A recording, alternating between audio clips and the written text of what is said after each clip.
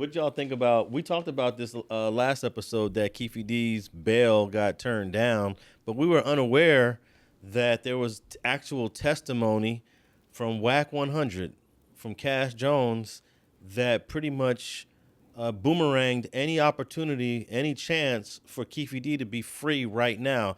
Technically, Keefe D should be free right now because it's not because a judge didn't grant him bail. It's not because if someone else would have bailed him out, it wouldn't have happened. It's specifically because Wack100 is the one bailing him out why he was denied. And not just because Wack is bailing him out. It's because Wack does what we know he does. He ran his mouth way too much. And that's what happened. Did you, the bail hearing was long. Did you guys tap into the bail hearing? Just Wack part. I didn't tap into it at all. I just heard the judge kind of chewed him up. That's it. All right, I'm gonna play a clip of it. All right, so I think we have foundation for the Vlad interview for 21. You may play it. His lawyer did an interview recently and said Keefe D is a liar. He made up all this stuff just to make some money from people like, me for interviews and to get out of a serious drug case. He was never in Las Vegas. All of this is fake, and he's not connected to Tupac's murder at all. Yeah, I believe him. You believe him? Do I believe him? That's up to law enforcement. I'm not gonna say. Keefe D got a bail. He's supposed to be home. That's up to law enforcement. He's supposed to be home in the next month. I've been thinking about going to bail him out. You gonna bail out Keefe D? Yeah, it's only $75,000.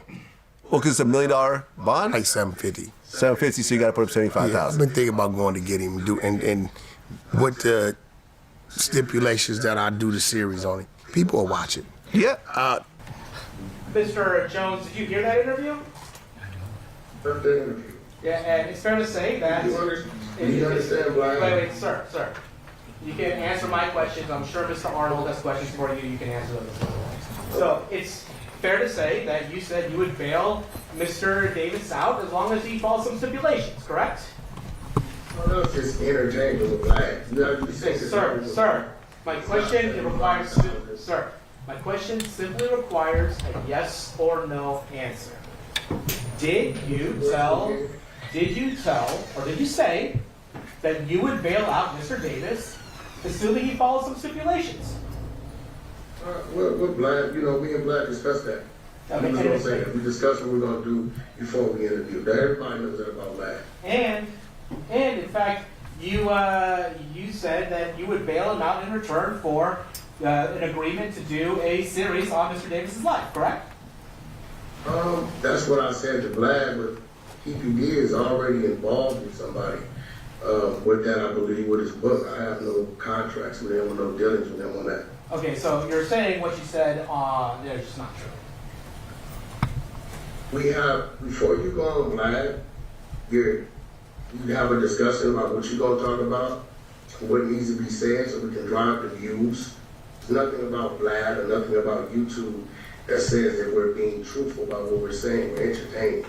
I'm just, being truthful, which I do a lot of interviews. I do interviews every week on No Jumper, and we sit there and we BS about things and we exaggerate things or we make up things.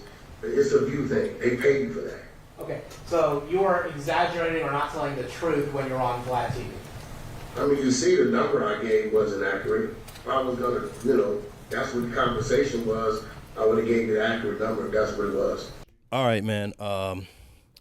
We just heard a clip of Keefe D bail hearing, and the prosecutors, I guess, cross-examining Wack100 via telephone, Zoom or something, about things that he stated that he wanted from Keefe D before he bailed him out. Now, everyone has to understand that Keefe D is not allowed to get involved in any entertainment that's profitable while this case is going on. It's clear Wack100 wants to bail him out to make it for a deal, and he's trying to figure out a way to convince this court that that's not the case, even though he's already said it.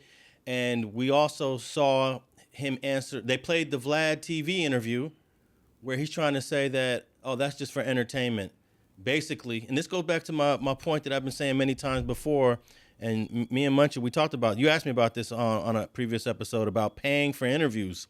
When you pay for interviews, you end up getting oftentimes, outlandish answers that are definitely untruthful. Because you're trying to give them your money, their money's worth. Now, I don't know how much a Vlad TV interview with Wack is truthful and untruthful, but there's obviously an exchange for an interview. I give you money, you answer my questions, and once you engage in that business relationship with an interviewee, you're not sure if those answers are going to be 100% honest. So he's over here admitting it in court. When do you think he's being more honest, on Vlad or in court? I have no idea. No, I asked. What, you don't have any assumption? You know what? I'm going to have to say he's been dishonest probably on both places to a certain degree. No, I think he was honest on Vlad. On his intentions and what he was trying to pull off. I think he was being honest with Vlad, but he got to say what he got to say in court so he can still get what he's trying to do accomplished. You know what I'm saying? Yeah, but I don't know how much of a deal does he really have with Keefe D. How far are they going to take this? He went into detail with Vlad about plans that I don't believe the plans are really in the works until he gets Keefe D free. Then they can start, rolling that motion. He made that DA sound like a top tier DA when it was simple. Like, come on, bro. When you get on them phone calls, it's recorded. You talked about these dealings on a jail call. That's whacking his infatuation with Crippen, though. He been having this infatuation with Crippen for a long time. What about his infatuation with recording calls, though? That's deep too. He recorded all day, every day, but you didn't know you was being recorded then, talking about contracts and life rights. So that, right. I mean, shit. But he a hustling motherfucker though. He get what Crippen say is increments.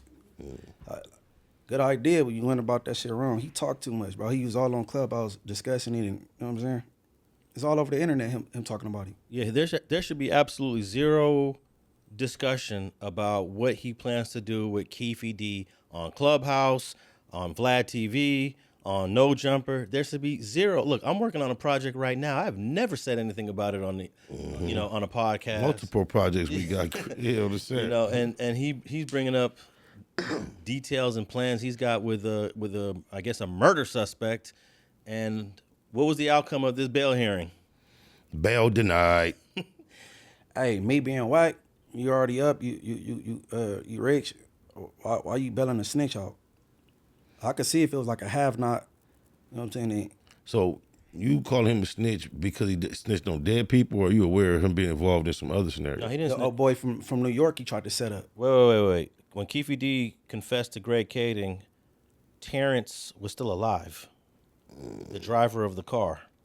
Only ones that were deceased was Baby Lane and Trey. Dre, Big Dre. Freaky Dre. The driver was still alive. I never caught that detail. Yeah. The Zip. Von Zip from New York. He tried to, he tried to get that dude set up. Tried to come visit him in New York with some undercovers and you know what I'm saying? Yeah. That's another thing that Keefe D did. He wore a wire on Von Zip in New York. Wore a wire? Yeah, to record because the LA authorities wanted to get proof that Von Zip and Diddy were involved with Keefe. So Keefe agreed to go to New York and meet with Von Zip and try to get him to admit, but I don't think Von Zip bit, right? Zip didn't bite, and then they're kind of lucky that if P. Diddy did give him some money to pass along, it never made it, then it would have been murder for hire. But since it never made it, you know what I'm saying? That's the loophole. So Keefe D wore a wire for the fans? I believe so. We got to double check that. But he had a meeting with Keefe D that was supposed to be recorded by law enforcement. And Zip was on his A game. I'm sorry, Keefe D had a meeting with Von Zip, yeah, and Von Zip didn't give up anything. He's too smart. Actually, he died of health complications a few years back. Rest in peace to him. Yeah. But I being up, you already rich. I wouldn't be bailing out no snitch, bro. Well, he made sure Takuchi had some financial situations when he came home from being a huge rat too. Yeah, true, but I think Tekashi would have been all right regardless. But yeah, I hear you though for sure. And he also maintained a relationship with Stutterbox after he claimed Stutterbox told on him for like 20 years. What he did with Goofy Badass, I think that was probably his plan to do it with Tekashi. But it was a little bit more personal with Goofy Badass because he made Paru look horrible. Blueface told on Tester. He supported him and also gave a statement in that case as well. I ain't up on that one. Yeah, so he has a trend. How many has that been right now? We just named. That was that 3 or 4? It's about 4. Okay, you being from East Coast, what about Blue Da Vinci? You know which way you swing with that? Is he all bad?